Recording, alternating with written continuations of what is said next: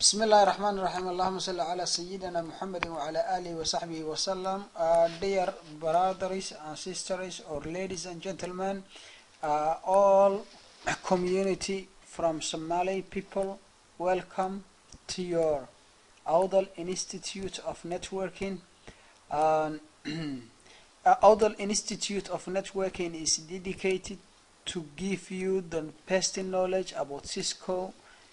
studying, or any person who is studying how the internet work and the things about the internet. Because when I'm talking about Cisco networking, I am talking about the internet, because my specialization is internet, and anyone who is learning networking is learning internet. And Cisco is the people who made the internet that we use today. So please welcome to Audal Institute of Networking,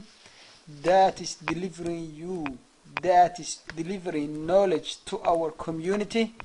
I'm talking about the Somali community, and the course leader is me, which is Saeed Abdullahi Kayat.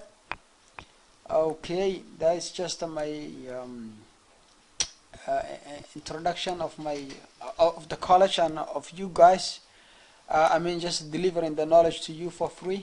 And then af Somali bedelo waxa weeye kusoo dhawaada walaalayaal Audal Institute of Networking, or delivering knowledge to our community. Taas aniga base, taas aniga iyo iskuulkayga noo ah base inaan u gaarsiino aqoonta dadkeena Soomaaliyeed, aqoonta ku saabsan internetka, because course-ka hadda aan dhigay waa internetku qofku baranayaan. Internetku ma aha kan website-da la galayo, ba waxa weeye aqoontii internetka ku duugneyd ee ma garanaysaa in jaamacadaha loo galo, because course-ka hadda aan dhigayo dad ba ayaa jaamacada kaga soo baxa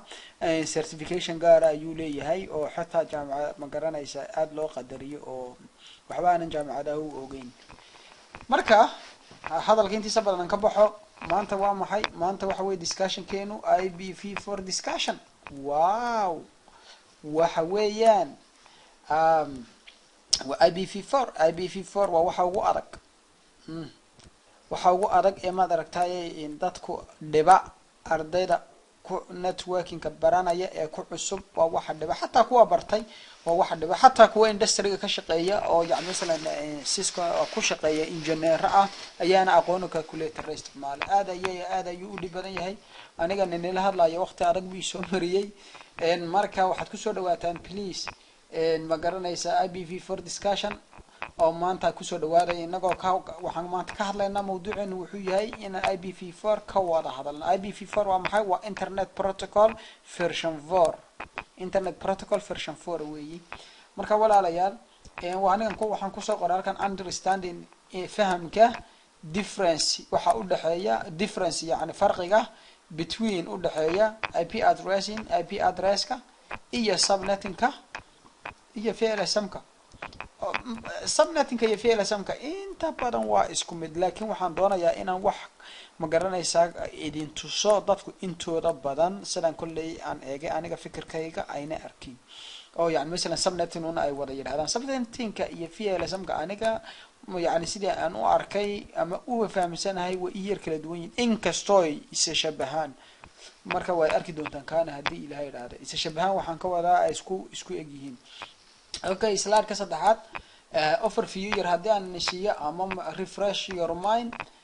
IPv4 wuxuu leeyahay IPv4 ama Internet Protocol version 4 wuxuu leeyahay waxa la yiraahdo magarasa classes. waan ognahay inuu classes leeyahay, ardayda networking ku dhex jirta way garanayaan classes-kaasi. marka in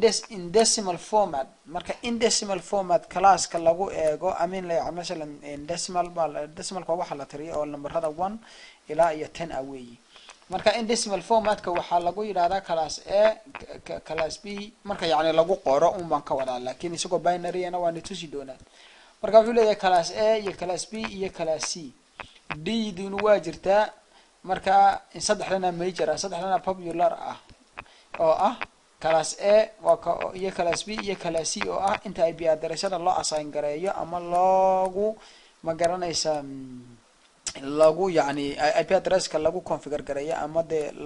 IP addresska u ah magaranaysa in internet addresska u ah ereygan raadinay waka internet addresska ayuu iyay u yihiin ee magaranaysa ama class A waa ama class B waa ama class C waa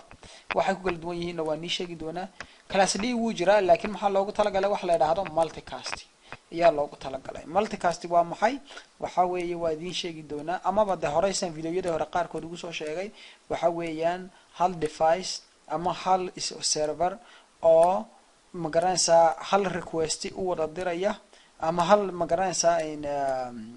respond garanaya marka ay computerada kale adduunka yaala ay soo weydiistaan magaranaysa in codsi waxay doonayaan tusaale ahaan YouTube ko kale hal video waxa laga yaabaa inay 5 milyan daqiiqadii daawanayso macnaheedu waxa weeyeen server videoga ay ku jiraa markuu server ku jiro computer kasta oo qof walba isticmaalayo markuu YouTube ka tago oo click siiyo si videoga u daawado videogaas request ayuu dirayaa ama codsigaas oo UDP oo magaranaysa yani مثلا oo UDP protocol ka leedahay isticmaalaya oo isa modelkii aan ka soo hadalay marka codsiga diro codsigaas straight toos wuxuu ugu tagayaa server video ku jiray marka serveruna uu soo respond gareynaya marka waxaad ka soo qaadaa 5,000 oo computer ama 6,000 oo computer oo daqiiqadii magaranaysa videoga click wada siisay oo daawanaysa ama 5 milyan oo magaranaysa computer oo daqiiqadii click siisay oo wada daawanaysa marka kaas la yiraahdaa waa hal server ama laba server ma hal server oo magaranaysa uu yani mesela video magaranaysa codsi malaayiin ka ku respond gareynaya marka waxa laga yaabaa tusaale ahaan baa idin siinaya inuu videogu dhowr server oo ku kala duwan inuu ku jiro oo backup ah markaas waa ka okay aan soo galno marka IP addressing-ku waxa uu yahay aan soo galno horta IP address-ku waa 32 format halkan kuma qorin laakiin hadii in waraqan ku qoro halkan weerkan wax yar ku qori doona waxa weeyeen waa 32 yaa la yiraahdaa in ma garanaysa in 32 waa 32 ma garanaysa in bits ayaa la yiraahdaa 32 bit weeye 32 ka bit waxa loo kala sameeyaa waxay noqon karaan 0 ama 0 1 ama 0 bas ka dhig 0 ama 1 ma garat marka 32 ka waxay noqonaa waa 32 0 ama 1 ah 0 ama 1 ah 0 1 ka loo yaqaano waxa ka xasan 0 oo wax ka xasan ka wada on ah 0 gana waxa loo yaqaano waxa off ta ayaa loo yaqaan marka 32 kaas horta ayuu ka kooban yahay marka cashirkeena aan ku laabano marka IP addressing-ku in magaranaysa oo class A ah binary-ga wuxuu ku yahay sidatan waaniga mid walba waxaan sameeyay in qalin cas ayaan inigu yani mesela ka color cas ayaan ka dhiga hoostana waan ka yani mesela waxaan u sameeyay underline sababtoo ah aan loo magaranaysa loo ogaado waxa weeyii walaalayaal IP address ka oo class A la yiraahdo marka IP address la geeyo horta gebi ahaantii numberka ugu horeeya 0-gu waa off balada 0-gu waa off markuu off yahay macnaheedu waxa weey markuu 0 yahay macnihiisu waxa weey waa off marka waxa weey lama taaban karo ifahmaysan 0-ga lama isticmaali karo ugu horeeya bitka ugu horeeya halkan ee qaacidadan eeg okay qaacidadan eeg the first bitka ugu horeeya waa kan waxa laga hadlayaa la socda of the first byte oo ah first byte waxa weeyaan tusaale ahaan in class A-ga in waxa octet-ka ugu horeeya waa maxay waa 0.0.0 macnaheedu waxa weey kaas ma garanaysaa waa wada on waa 8 wada on saddexdanna waa host marka waxa weey hadii iminka IP address aan ku siiyo 10 hadaan ku idhaahdo tusaale ahaan kan xaqan baan u wareejin doonaa hadaan ku idhaahdo IP address 10.0.0.0 macnaheedu waxa weeyin slash ma garanaysaa /8 marka macnaheedu waxa weeyin wuxuu u dhigmaa IP address kan oo ah 10.0.0.0 oo /8 kiihi wuxuu u dhigmaa ma garanaysaa in 255 macnaheedu waa waxay sideedana wada on binary imka hadaan ku yar bedelo wax yar 10kii way naga soo dhex galay waxa weeyaan binaryga hadaan ku bedelno sideeda ka ugu horeeya wuxuu noqonayaa sideeda ka ugu horeeya binaryga imka ahaan wuxuu noqonayaa wuxuu noqonayaa sideeda ka ugu horeeya wuxuu noqonayaa 1 labo afar lix 1 kaasuu noqonayaa imka number 10 kaasi wuxuu u dhigmaa labo afar lix sideeda wada 1 kaasuu noqonayaa kadib inta kalena maxay noqonayaan 0 oo ah labo afar lix 0 kadib 0 labo afar lix sideed and then 0 ma garat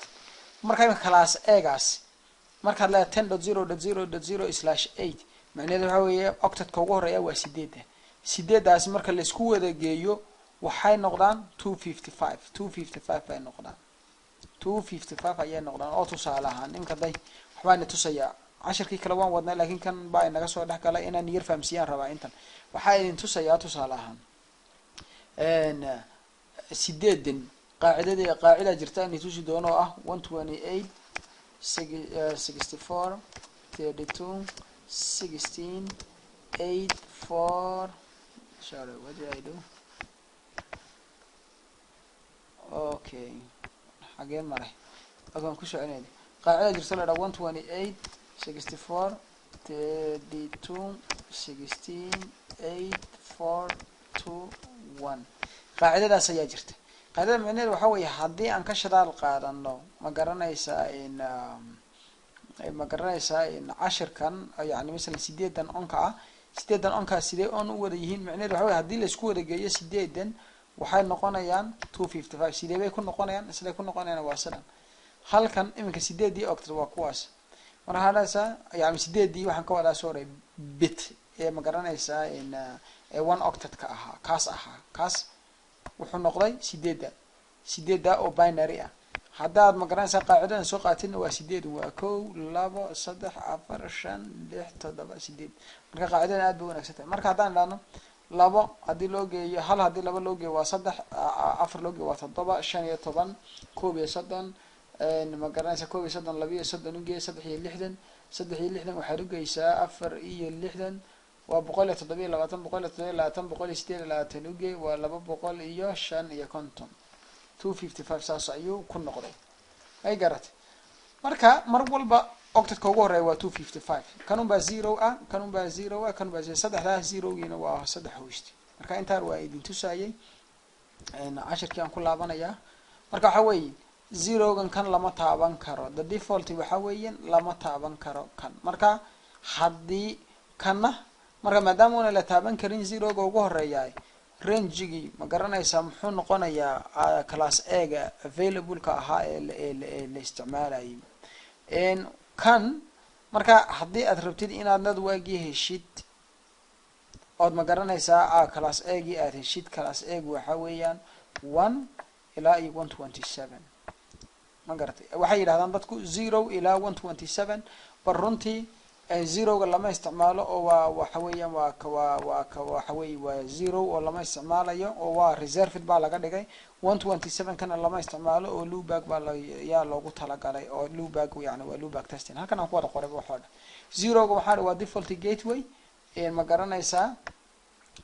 waa default gateway 255 na waxa mar walba waa broadcast address oo for every network ah ma garatay available major networkska waa hal hada class A waxa valid ka la isticmaali karaa waa 1 ilaa 126 127 waa wuxuu reserve u yahay ma garanaysaa in class B IP address iyo class ma garanaysaa in ka 127 wuxuu reserve u yahay in class B IP address ma nadi sorry waxa ka waxaan yar eegay kale in 127 waxa lagu talagalay loopback testing waxa weey computerkaaga ayaa lagu fiiriyaa hadaad computerkaaga ku qortay 127.0.0.1 dan wuxuu ku tusayaa ma garanaysaa ama 127.0.0.1 ama 127.0.0.1 wuxuu ku qoran reply ku siinaa macnaheedu waxa weeye network card-kaaga computer-kaaga ku rakiban ee ku jira ee network-ka ma garanaysaa aad geliso ethernet-ka kan internet-ku ku soo maraan baa la yiraahdaa NIC card marka NIC card-kaas ayuu ma garanaysaa ku sheegay inuu shaqeynayo marka NIC card-kaas ayuu ku sheegay haduuna shaqeynaynin reply kuma siinayo marka ciladaas ka baa lagu eegaa 127-ka oo dhan marka maadaama 0 la isticmaalay 0-gii waa maxay 0 waa default gateway marka oo router-kaad configure garanayso adiga arkay IP route 0000 baa la yiraahdaa marka 0 kaas ayaa loogu talagalay okay network-ka marka u dhaxay waa maxay 0-gii maxaa ka horeeya maxaa ku xiga 1 baa ku xiga 1 kaasi waa available kana 127 kana maxaa ku soo xiga 126 marka intaas oo network iyo ma garanaysaa available oo ma garanaysaa la isticmaali karaa inta oo network halkii network bade ma garanaysaa wuxuu leeyahay 200 halkii network halkii network inka 1ka oo kale wuxuu leeyahay 204 iyo konton ma garanaysaa network buu kaligii leeyahay ma garatay taas waa buu ma garanaysaa ta ku hel marka the range of 127.0.0.0 iyo 127.255.255 all of it gabi ahaantiiba waxa loogu talagalay loopback testing waa tii aan niguna waa network interface card ayaa la dhahaa kan router-ka ku jiraya okay subnetworks marka network subnetwork uu leeyahay of the first octet waxa weeyaan 2 iyo konton ma garanaysaa in available in hosts buu each network leeyahay soma okay number of host NIC is okay subnetworks of the first octet ama first byte of 254 iyumaya oo 4 iyo 254 sorry host maaha 254 saandusha ku soo sheegay oo hosti ayuu leeyahay 254 network ayuu leeyahay network-ga 1 oo kaliya network-ga 1 oo kaliya 2 oo kaliya intaas uu leeyahay 3 oo kaliya intaas uu leeyahay 4 oo kaliya intaas uu leeyahay ma garatay I mean like 2 3 4 5 ilaa iyo 254 halka ka gaarayso kadibna halkan class B buu ku galaya adana class C adana class saas uu shaqeynaya ma fahanti ay la socotaan hada aan ku yar celiyo halka aan soo yar dulmar ama horta aan dhamaystiro okay in available hosts-ka for each network kasta oo ma garanaysaa class A oo ka bilowda 1 ilaa iyo 126 wuxuu leeyahay 16,777,000 ma garanaysaa iyo 16 oo laga jaray 2 marka muxuu noqonayaa 16,777,000 iyo 14 host ayuu yeelanaa labadan laga jaray waa maxay waxa weeyaan waa broadcast network wixii broadcast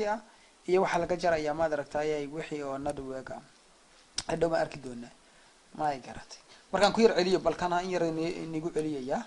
marka IP address in binary format marka waxa weey horta IP address waa meesha uu ka bilowdo class A muxuu yahay class A wuxuu yahay waa 1 ila 127 ama wada ku xidhaadaan waa 0 to 127 0 marka lama isticmaalo 127 lama isticmaalo binary-gana sidaas ayuu qormaa marka waxa weey waa kan halkan waxaan ku soo qoray in hadii aad ma garanaysaa in okay ma garatay ma kuma qorin iska dhaaf marka waxa weeyaan binary-giisuna sidaas ayuu u qormaa 0-ga lama isticmaalo casaan baa niga saaray 127 kana lama isticmaalo loopback ayaa loogu talagalay marka waa intii u dhaxaysa marka 1 2 3 4 5 6 7 markaan kicino hadaa tahay 2 to the power 7 2 to the power 7 waa maxay waa 128 soma minus 2 126 ilan kan iyo kan baa laga jaraya soma waa 126 saas uu ku noqday 126 hada la soco imika egday markuu wala 0 yahay waa 0 waa halku network class ay ka bilaabanay marka aad wada kicisood on ka wada dhigtana de zero kulley waa reserve loo ma taabanaysid moogta laakiin kuwan ku xigaad kicin ayaad kicinaysa marka 1 2 3 4 5 6 7 toddobada haddaad two to the powerkii ku dhifato aan maana sabnatankii beriyo horena aan ku dhigay imikana aan soo sheegi doona haddii ilaahay yidhaahdo wuxuu noqonayaa 2 to the power 7 128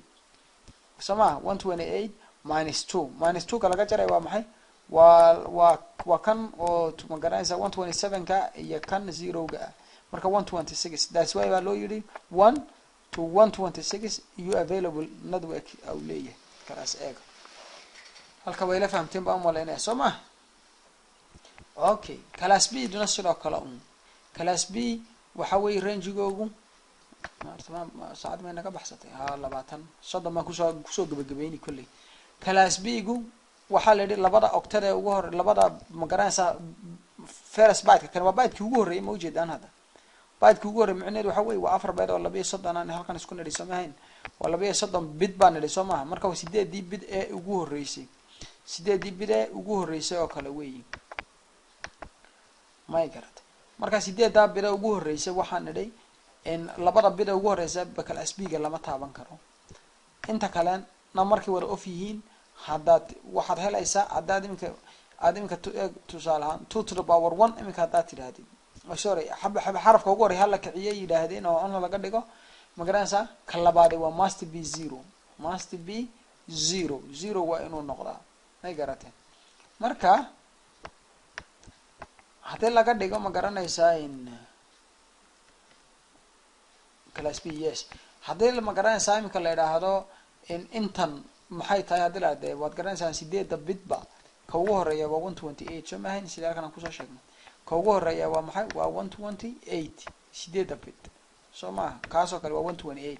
marka 128 kiba ona marka inta kale waa wada off marka 128 saas ku noqday hadii aad on ka wada dhigtana waxa oo yani last broadcastiga ugu dambeeya ayaad helaysaa oo ah in 1 ma garatay oo 128 kadib waxa loo geenaa 32 waad ku wada geenaysaa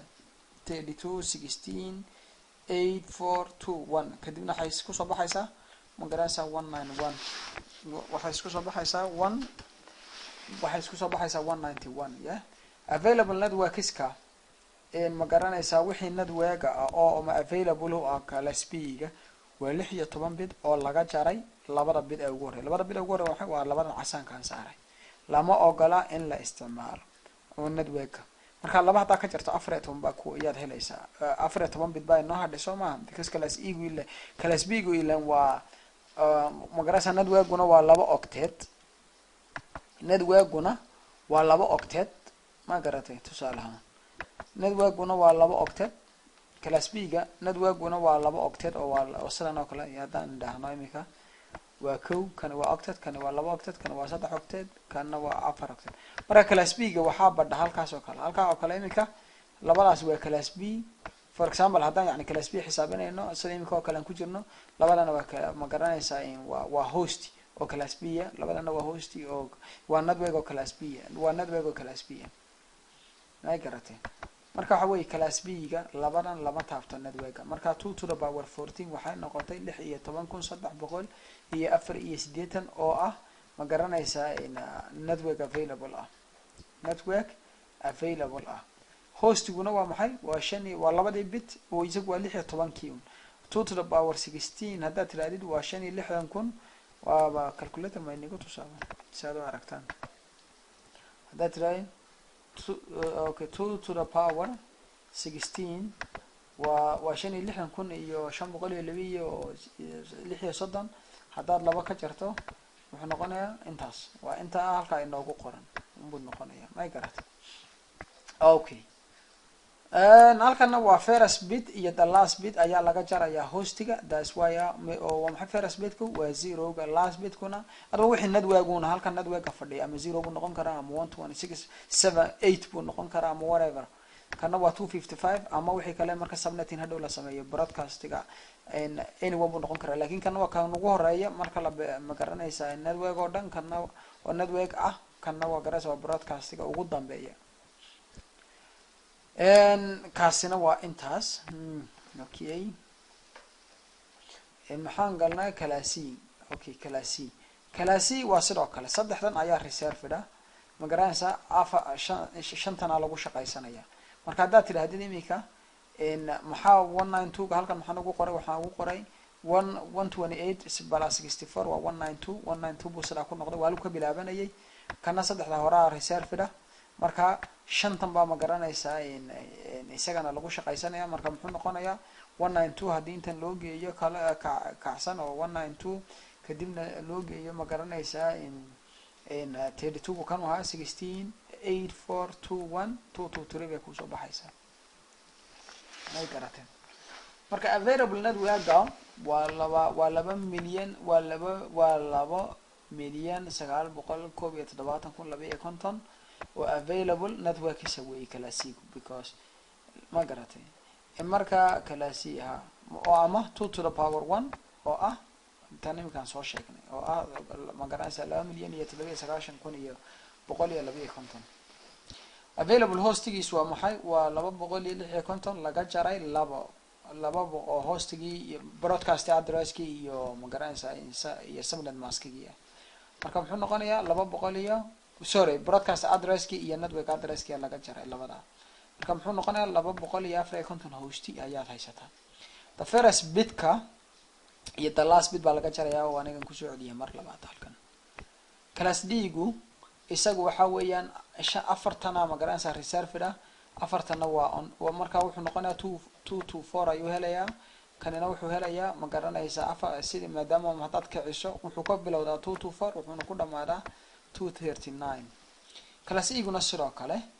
ma garanaysaa waa experimental purpose ma baahnid kuwan imika inaad baratid laakiin waan kuusii sheegayaa inay jiraan marka kana 5 baa offer 3 baana ona saasuu ku noqonaa marka dambana waa la wada kicinayaa marka 255 kii saasuu ku noqonaya okay marka xisaabta 2 to the power 2 waa tan hadaba 2 to the power 2 ani sheegay waa kan 2 to the power ma garanaysaa 2 qaybteedii kale ayaa miyay maqanta miya okay yeah okay 2 to the power waa 2 4 3 2 4 16 32 magaraysa 128 256 sidaasun xisaabtu saasun u noqonay moogta magaratay okay marka 2 to the power 2 waa very important okay private IP addresseska iyaguna waxa lagu leeyahay waa private IP addresses marka ma aadi karaan internetka ilaa net lagu sameeyo marka was care information intan in class A-gu waa kan ma garanaysaa oo private ka reserved IP address space ku waa kan waa 10.0.0.0 ilaa iyo 10.255.255.255 wantaasi waa class A-ga range-ga la inaga siiyay aan ku isticmaalo ma garanaysaa in internetka maxaa la yiraahdaa internetka oo ma garanaysaa private ka inoo marka duplicate waa noqon karaa mar walba waa lagu celeeshan karaa oo 100 adduunka waxa company jiro dhan kun jeer bay isticmaali karaan wax copyright oo ma garanaysaa yaan la isticmaalin la yiraahdo ma jiro marka waa sida la inooga siiyay private ka basaas class B-guna waa 172.16.0.0 ilaa iyo 172.31.255.255 class C-gu waa 192.168.0.0 marka 0.0 ga ka number kasto noqon karaa laakiin inta badan waxba yacalka host ma galaya 255.255 kan uu taagay marka host ma galaya laakiin ka un ba available ah way garateen baa u maleynaya okay abi subnetting ku ma garanaysaa okay subnetting ku waa marka oo ma garanaysaa okay subnetting kan yar macnaheedu marka subnetting waxaan leeyahay waa marka oo ma garanaysaa subnet oo noqdo waa markuu 10.0.0.0/8 hadii aad sarifto oo ka dhigto 10.1 waa subnetted moogta ma garata waa subnetted laakiin VLSM-ku waa ka gadisan yahay oo kan iyo dhowr qaybood u kala jajabinaysa moogta kan dhowr qaybood u kala jajabinaysa waana inoo soo wada hadii la yiraahdo waan arki doonaa marka taasas subnetting marka haduu shaygu asalkiisa imka defaultgiisu waa /8 haduu /8 ka tago oo noqdo /16 isagoo class A macnaheedu waxa weeyaan it is subnetted wuu subnet garaysan marka intaasaan rabay inaan intaa idinka sheego. And purpose of addressing kuna dee waxa weeyaan IP address waa taqaanaan oo de computer kasta inuu IP address lahaado weeye ama printer kasta ama ma garanaysaa wax kasta isuu uu ogaado. Bal intaas ayaan ku joojinaynaa video kale ayaan ka duubay inagoo subnetting configure gareena hadii ilaahay yiraahdo. Radiyaarta qiimaha iyo qadarinta mudan aad ayaan idin salaamaya. Wassalaamu calaykum waraxmatullaahi wabarakaatuh.